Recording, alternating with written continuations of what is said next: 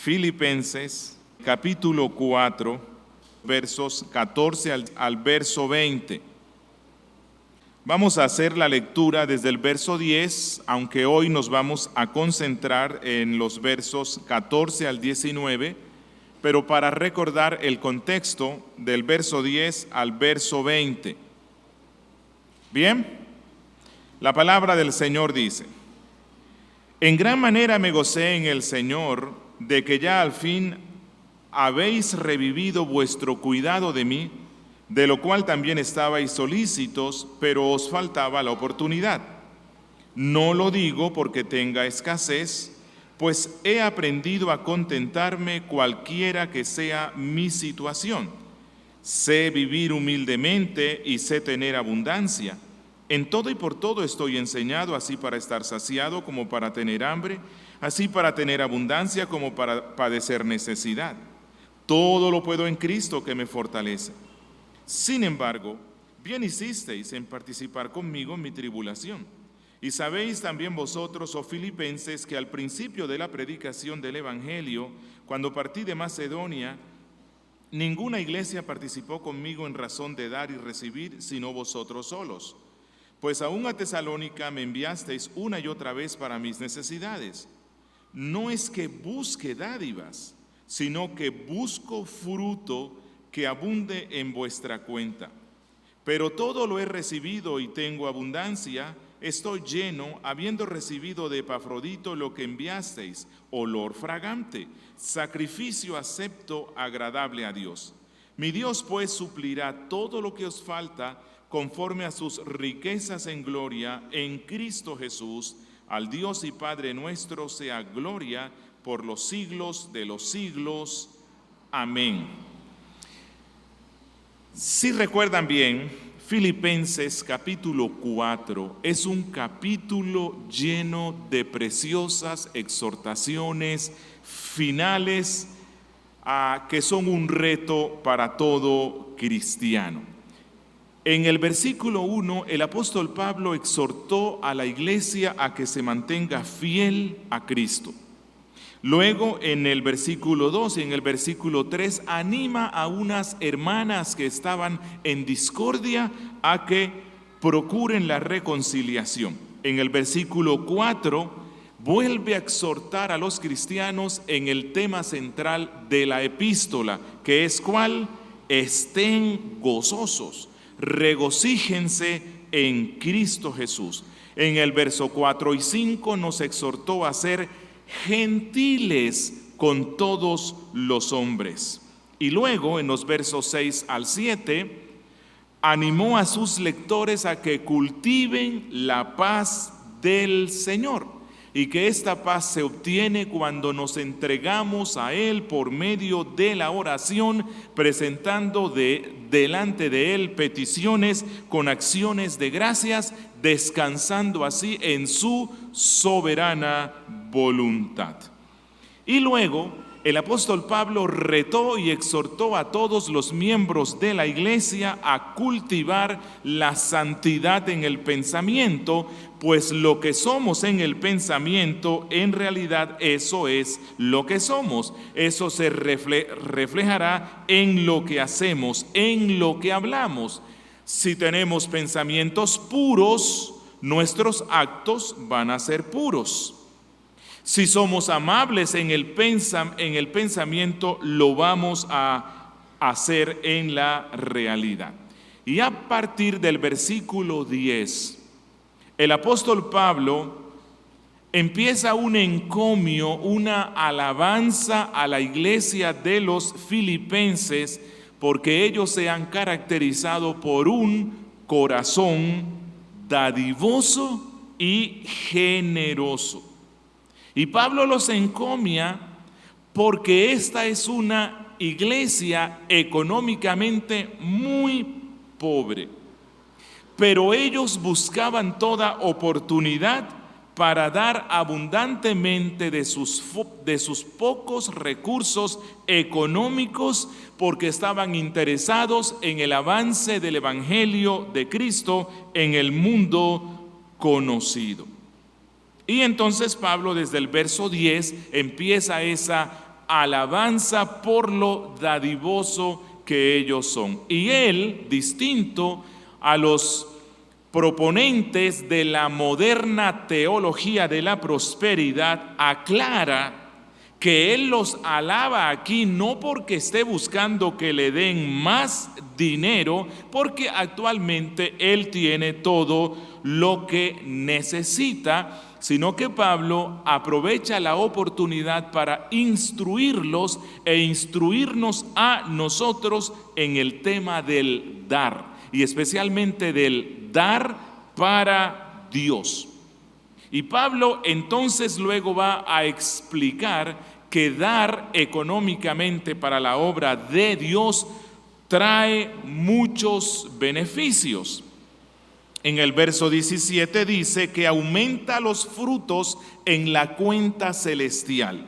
En el verso 18 dice que es como un sacrificio de olor fragante a Dios. En el verso 19 dice que el que da para Dios recibe la bendición divina que suple todo lo que falta. Y luego en el verso 20 nos muestra que cuando el cristiano da, esto redunda para la gloria de Dios el Padre.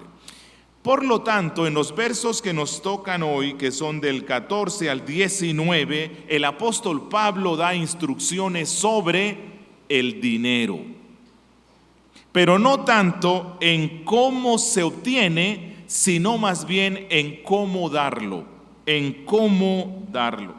Y una de las lecciones que vamos a aprender hoy es que si queremos ser cristianos efectivos, debemos aprender a dar para la obra de Dios.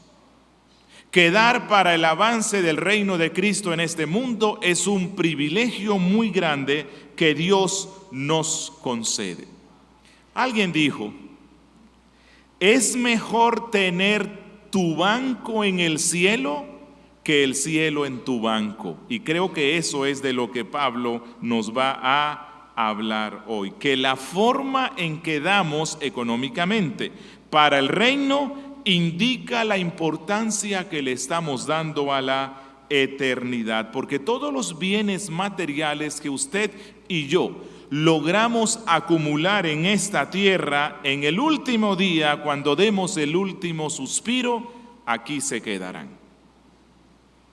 Incluso, a pesar de que lo vistan con ropa lujosa y hermosa, cuando lo metan en el ataúd, la Biblia dice que delante de Dios nos presentaremos como desnudos, porque nada trajimos a este mundo y nada nos vamos a llevar, dice Pablo en primera a Timoteo 6:7. Pero la lección principal que Pablo nos va a dar es que nosotros podemos hacer que nuestro dinero, mucho o poco, trabaje ahora con el fin de obtener réditos, dividendos en la eternidad. Así que vamos a aprender mucho en este pasaje, especialmente sobre el por qué debemos dar dinero, cómo darlo, dónde darlo y a quién darlo. Hoy vamos a estar viendo el gozo de dar, el gozo de dar. Y nos vamos a enfocar en 5 pensamientos que desarrolla aquí el apóstol Pablo. Puede que alguien encuentre más o encuentre menos, pero yo encontré 5. Verso 14, Pablo nos menciona el privilegio de dar. Verso 15 y 16, el placer de dar. Verso 17, el beneficio al dar. Verso 18, la alabanza del dar. Y verso 19, la promesa por dar o la promesa para el que da, para el dador. Sin más, vamos a estudiar cada uno de estos 5 pensamientos que desarrolla aquí el apóstol Pablo. Primero, el privilegio de dar. Miren el verso 14. Sin embargo, bien hicisteis en participar conmigo en mi tribulación. ¿Qué había pasado? La iglesia de los filipenses le había enviado una ofrenda financiera al apóstol Pablo, estando preso probablemente en Roma, con el fin de ayudarle. Pero Pablo acaba de decirles en el verso 13 que toda su necesidad y que toda su suficiencia estaba en Cristo. Recuerden que él acaba de decir, todo lo puedo en Cristo que me fortalece. En esencia, lo que había dicho Pablo es, hermanos filipenses, mi suficiencia no depende de vuestra generosidad. Mi suficiencia está en Cristo, está en Dios. No necesito de vuestro dinero. Cristo me hubiese satisfecho, así ustedes no me hubiesen enviado nada. Eso es lo que acaba de decir en el versículo 13. Pero Pablo no es desagradecido. Y Pablo entonces ahora agradece a la iglesia por el interés que tuvieron ellos en apoyar la predicación del evangelio a través de Pablo cuando le enviaron la ofrenda. Que ese fue el vehículo, el medio que usó Dios para suplir las necesidades materiales de Pablo y de la misión. Por lo tanto, aprendamos esto, amados hermanos. Aunque nosotros sabemos que nuestra suficiencia viene de Dios y que Él es el que nos da las cosas, debemos ser agradecidos con las personas que nos hacen bienes. Eso es una buena práctica cristiana. Pero alguien se preguntará, bueno, usted dijo que en este punto habla del privilegio de dar. ¿Dónde está aquí el privilegio que tuvieron los filipenses cuando dieron a Pablo? Bueno, Pablo dice que el privilegio consistió en que ellos, al enviarle el donativo económico a Pablo cuando estaba preso por causa de Cristo, se hicieron partícipes de sus aflicciones. Y eso no es un privilegio grande. Cristo dijo, es más bienaventurado dar que recibir. Cuando un estanque solo recibe agua y nunca da, esas aguas se pudren. Así que Pablo dice, ustedes han recibido de Dios mucho o poco, pero ustedes no lo estancaron, ustedes permitieron que corrieran, y ustedes al enviarme la ofrenda, es como si ustedes también hubiesen sufrido por Cristo, como yo lo estoy sufriendo. De manera que cuando el cristiano da para la obra de Cristo, no solo está dando, él está participando en comunión de la obra que hacen los pastores, misioneros, predicadores y la iglesia en general. Es decir, al final, cuando Dios dé la recompensa al apóstol Pablo por todo ese sufrimiento que padeció por Cristo, adivinen quiénes también recibirán recompensa por eso mismo, los filipenses. Pero ellos no estuvieron presos, pero ellos enviaron ofrendas económicas para que Pablo soportara esa aflicción. En segunda instancia, el apóstol nos habla del placer de dar. Cuando damos para el reino, no solamente es un privilegio, sino que debe ser el placer de nuestra alma. Miren el verso 15 y 16. Y sabéis también vosotros, oh filipenses, que al principio de la predicación del evangelio, cuando partí de Macedonia, ninguna iglesia participó conmigo en razón de dar y recibir, sino vosotros solos, pues aún a Tesalónica me enviasteis una y otra vez para mis necesidades. Recuerden, esta era una iglesia local joven, no era antigua, posiblemente no tenía tantos miembros como la nuestra, pero a pesar de que era joven, era una iglesia vibrante y tenía una clara visión misionera.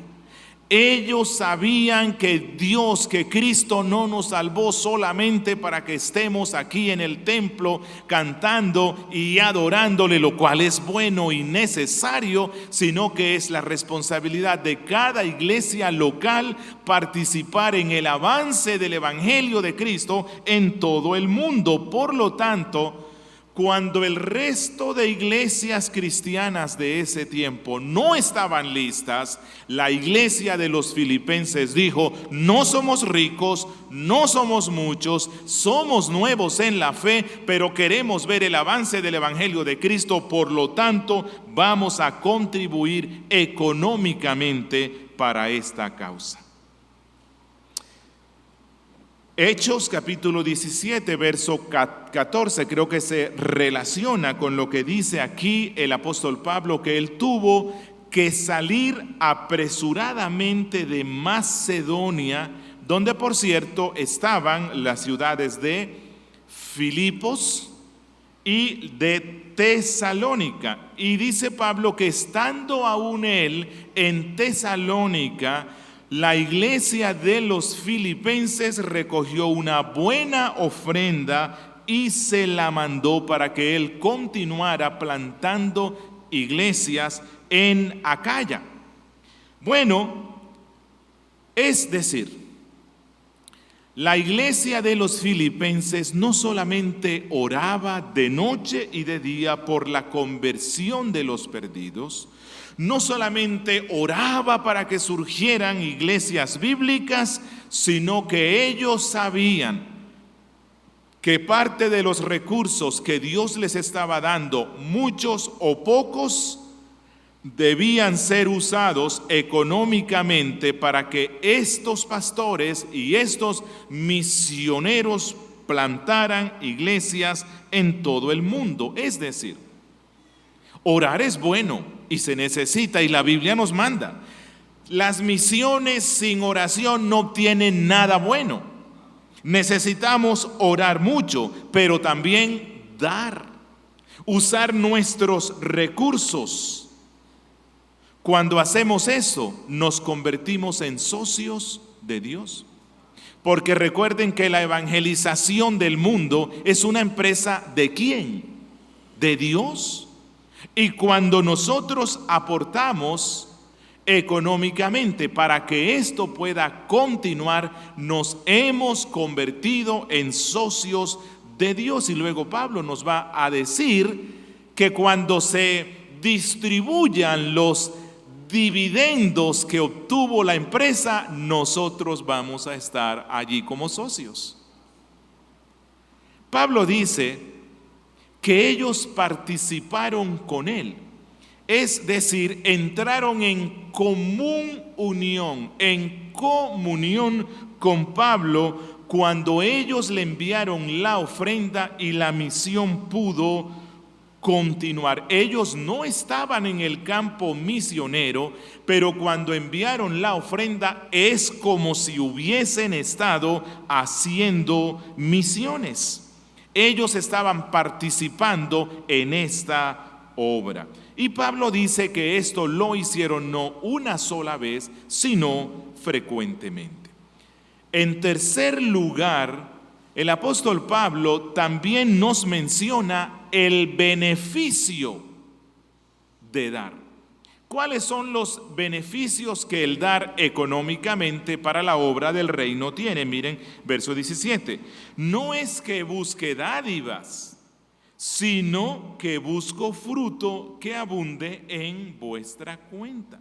Cuando Pablo dice, no es que busque dádivas, él les asegura que no está mendigando el dinero de ellos.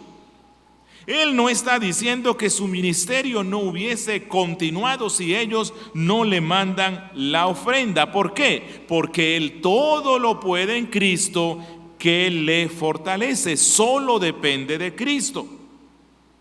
Pablo aclara esto para que nadie lo acuse de que él es un loco por la plata. No.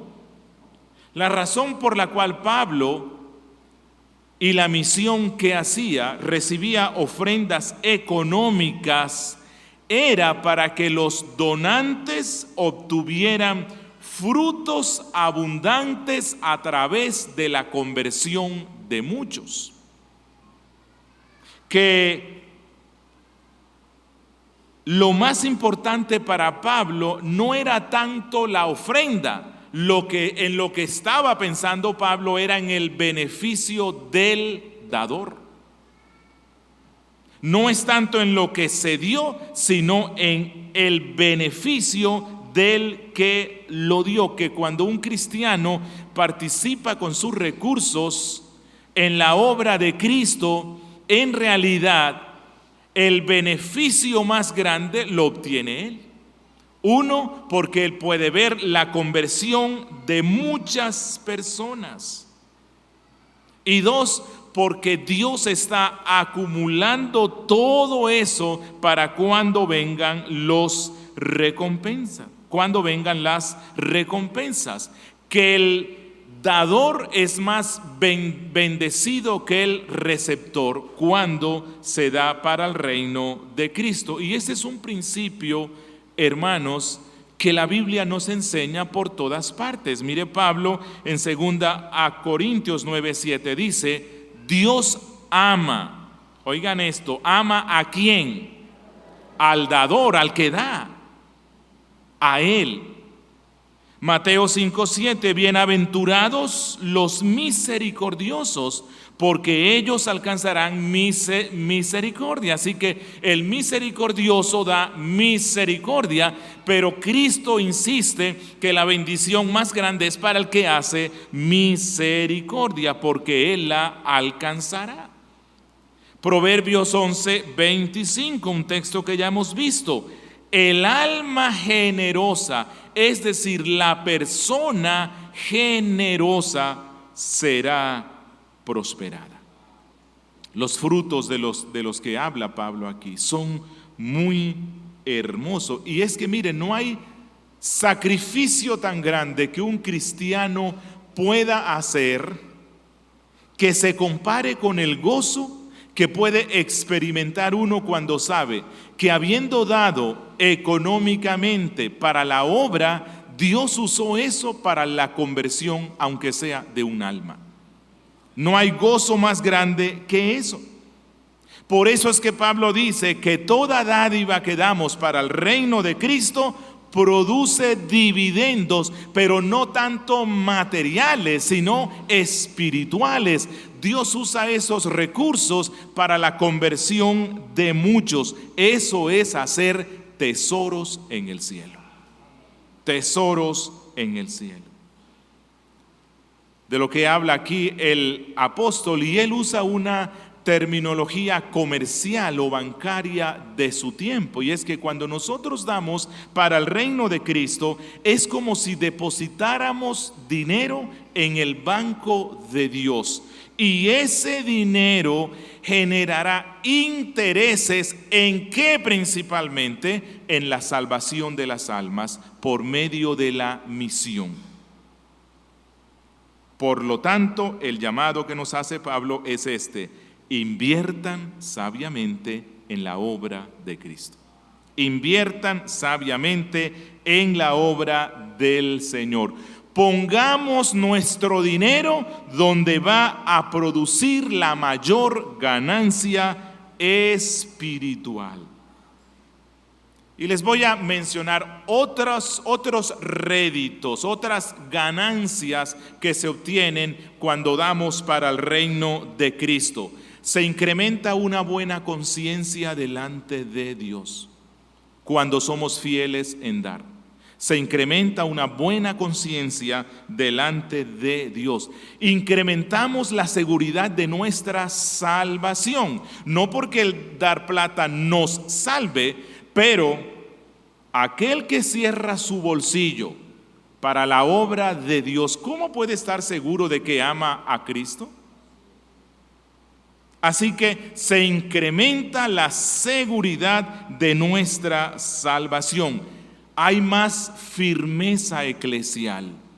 Mire a un hermano que no da de su dinero para la obra de Cristo en la iglesia local y usted verá a un hermano inconstante, inestable, que no crece, que no sirve, que tiene poco compromiso y al menor problema en la iglesia local se va para otra y así se la pasará el resto de su vida. No tiene compromiso y se deja ver en cómo cierra su bolsillo.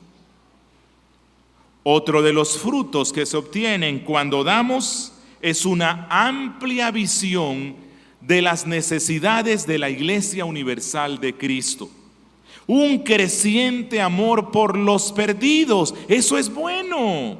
Y eso se obtiene cuando damos para el reino de Cristo. Aumenta el gozo, aumenta el amor. Tengo una percepción más clara de un grado más alto de la gloria de Dios en mi vida. Un cuarto pensamiento que desarrolla aquí Pablo es la alabanza del dar. Verso 18. Pero todo lo he recibido y tengo abundancia. Estoy lleno, habiendo recibido de Epafrodito lo que enviasteis, olor fragante, sacrificio acepto, agradable a Dios. Aquí nuevamente Pablo está agradeciendo por las ofrendas que le enviaron y les dice, lo recibí todo. Todo llegó completo y no solamente me alcanzó para mis necesidades, sino que sobró. Él está dando aquí como un reporte financiero. Todo llegó completo, alcanzó y sobró. Realmente esta era una iglesia dadivosa. Pero miren esto, y en esto está la alabanza del dar. Pablo dice que estas ofrendas económicas fueron en realidad un acto de adoración a Dios. Mucho mejor incluso que las ofrendas de animales en el Antiguo Testamento, porque Pablo compara, él está usando cierta terminología del Antiguo Testamento de cuando los santos hombres de Dios ofrecieron las mejores ofrendas de animales y Dios las percibió como olor fragante. Y Pablo dice, estas ofrendas que ustedes dan para el reino de Dios son olor fragante, sacrificio acepto, agradable ante Dios. ¿No nos hace recordar eso la ofrenda de Abel? ¿Recuerdan lo que la Biblia dice? A Dios fue como olor fragante, agradable. Génesis 4:4. ¿Recuerdan cuando luego del diluvio Noé presenta una ofrenda de animales delante de Dios? Dice que subió olor fragante ante Dios. ¿Por qué? Porque esa ofrenda provino de corazones puros que amaban a Dios y deseaban ver avanzar el reino de Dios en medio de este mundo. Esto es lo que hace acepto la ofrenda, que es hecha por medio de Cristo, partiendo de corazones puros y rectos que tienen una actitud de fe, de amor y gratitud hacia Dios, quien nos da todas las cosas. Por lo tanto, siempre que ofrendamos económicamente, hagámoslo como un acto de adoración. Hagámoslo siempre como un acto de adoración. Por esa razón es que nuestra iglesia, como todas las iglesias que nacieron de la Reforma Evangélica, recolectamos las ofrendas en el culto principal, es decir, en el culto del domingo. Ella forma parte de nuestra liturgia y cuando vamos a ofrendar no es un mero acto más, no vamos a dar una limosna, no, vamos a ofrendar agradecidos con Dios. Quiera Dios que usemos todos los recursos y las fuerzas para dar económicamente para su obra, pero siempre viéndolo como un acto de adoración, sin mezquindad. Un corazón mezquino no es un corazón agradecido, y un corazón desagradecido no está adorando.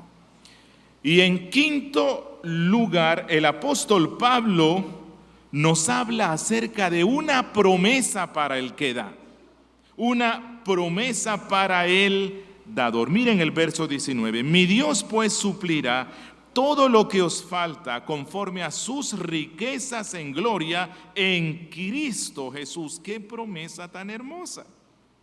Dice Pablo: mi Dios pues suplirá todas vuestras necesidades que los creyentes filipenses habían dado para la obra misionera, para la obra de Cristo. A pesar de sus escasos recursos, de que no eran gente rico, y Pablo les dice algo: Dios se los reembolsará. Dios no se queda con nada. ¿Cómo? Él suplirá para todas vuestras necesidades, ya que ustedes suplieron para las necesidades de la misión. Dios se compromete a suplir las vuestras. Es una promesa. Pero quiero que la revisemos bien para no llegar a conclusiones equivocadas, como tergiversa la moderna y falsa teología de la prosperidad. ¿Qué promete suplir Dios? ¿Para qué? Para las necesidades. Ojo, no para los deseos. Una cosa son las necesidades y otra cosa es lo que yo deseo. ¿Qué se consideran necesidades? Aquello que es vital: alimento, vivienda, vestido y otras cosas que son absolutamente necesarias para vivir. Pablo no está diciendo que el dador no pasará por momentos difíciles, o que incluso algún día tendrá que saltarse una comida. Pablo no está diciendo esto, pero sí dice que Dios suplirá conforme a sus riquezas en gloria para nuestras necesidades. El problema que hay con la teología de la prosperidad, y algunos cristianos que dan influenciados por esos conceptos, es que esperan que Dios cumpla sus deseos, y ellos mezclan necesidades con deseos, porque estamos en medio de una sociedad materialista. Oh Dios, yo di abundantemente para la plantación de la iglesia en San Pedro de los Milagros y te estaba pidiendo un auto 0 kilómetro eléctrico de esos potentes que salen hoy y no me lo diste. No cumpliste con lo que dices aquí. No, para vuestras ¿qué? Necesidades, para vuestras necesidades. Y es que en realidad, como alguien dijo, la gente es muy rara. Gasta dinero que no tiene para comprar cosas que no necesita con el fin de impresionar a gente que no les importa. Y es cierto, es cierto.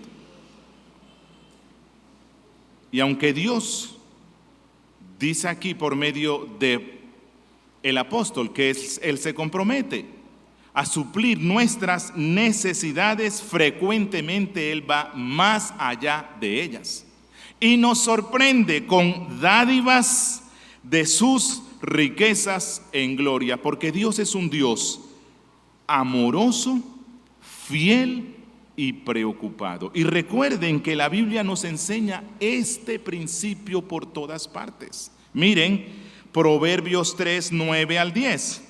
Honra a Jehová con tus bienes y con las primicias de todos tus frutos, y serán, esta es la promesa que hace Dios, serán llenos tus graneros con abundancia y tus lagares rebosarán de mosto.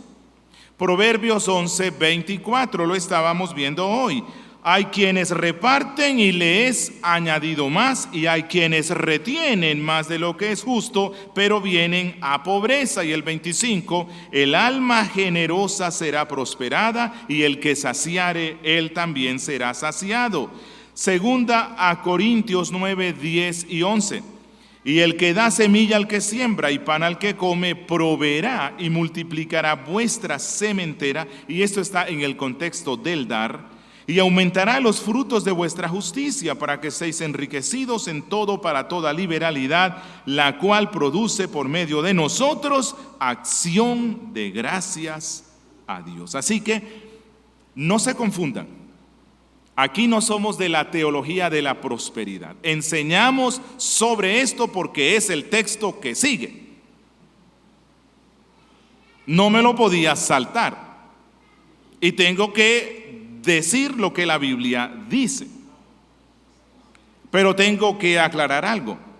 Dios no está prometiendo que los que den van a volverse ricos. No. Pero Dios sí está diciendo que Él bendice de manera especial al dador fiel para su obra. Así que aunque suene muy fuerte, voy a preguntarlo una vez más. ¿Para quién es esta promesa de que Dios suplirá todas vuestras necesidades? Según el contexto, ¿para quién es? Para los que dan. ¿Para los que dan dónde? ¿A quién? A la obra del Señor. Y usted y yo somos testigos de esa verdad. ¿No le ha pasado que usted recibe el sueldo y usted lo primero que hace en agradecimiento al santo Dios es: Dios, de lo que me has dado, te doy? Y aparta un porcentaje y lo va a dar para la obra de Cristo. Pero usted tiene muchas necesidades y a lo mejor sacar eso para la obra le va a descuadrar un poco. Pero usted se sorprende en ver cómo durante el mes Dios lo sostiene y le alcanzó para todo. Y no se ha dado cuenta que cuando somos mezquinos para la obra de Dios y decimos: wow, recibí 800,000 pesos, pero sacando cuenta, no, es que si doy para la iglesia, qué sé yo, 80,000 o 100,000 pesos, no, eso es mucha plata, no, este mes no puedo dar. ¿Qué suele pasar?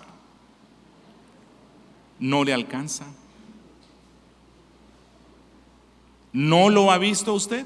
Yo sí lo he visto. Por lo tanto, Pablo habla de una promesa que Dios da. Mi Dios pues suplirá vuestras necesidades conforme a sus riquezas en gloria. Y esto es todo lo que dice este pasaje. No digo más, no digo menos.